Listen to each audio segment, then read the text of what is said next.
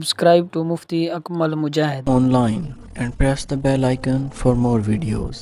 बिस्मिल्लाहिर्रहमानिर्रहीम अस्सलामु अलैकुम वरहमतुल्लाहि वबरकातुहू।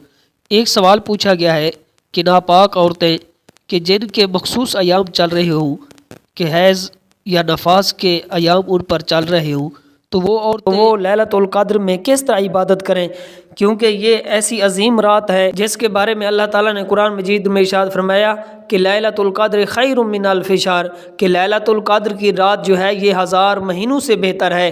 कि जो आदमी इस रात में इबादत करता है तो अल्लाह ताला उसे 83 साल और 4 महीने की इबादत का सवाब अता कर देता है। तो ये बरकत वाली अज़मत वाली रात है। और इसी तरह इस रात में फरिश्तों का नज़ूल होता है। और इसी तरह के हदीस पाक में आता है, हज़रत अन्नस से मरवी है कि हजूर नबी करीम रऊफ़ रहीम सल्लल्लाहु अलैहि वसल्लम ने फरमाया, जब लैलतुल क़द्र की रात आती है तो हज़रत जिब्रील अलैहिस्सलाम फरिश्तों की जमात के साथ नाजिल होते हैं और हर उस बंदे के लिए दुआ करते हैं, उससे सलाम करते हैं जो खड़े होकर बैठकर अल्लाह ताला के ज़िक्र में मशगूल होता है। तो ये फरिश्ते आकर उनके लिए दुआए मग़फ़िरत करते हैं, उनको सलाम करते हैं। तो ये अजीम बरकत वाली रात आ रही है। तो इसमें वो औरतें कि जो नापाकी की हालत में हैं तो वो किस तरह इस रात में इबादत करें।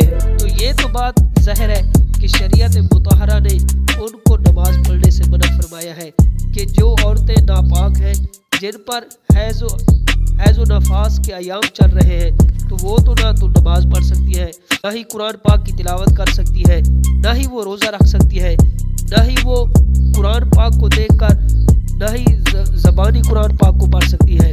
लेकिन इनके अलावा जो उनके लिए मसनून दुआएं हैं, तो इनके अलावा जो है वो ज़िक्र व अज़कार हजूर की ज़ात पर दरूद भी पढ़ सकती है, ज़िक्र व अज़कार भी कर सकती है और दुआएं भी कर सकती है। उनके लिए ये काम जो है ये करना जायज़ है।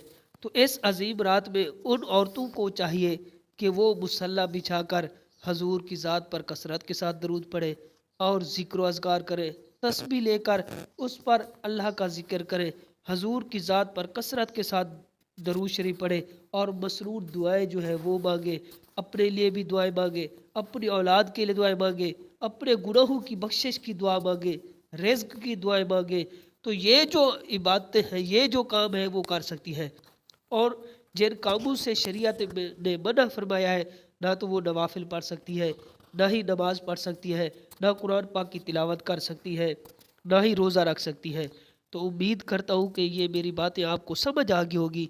अल्लाह ताला अमल की तौफीक अता फरमाए। Subscribe to Mufti Akmal Mujahid Online and press the bell icon for more videos.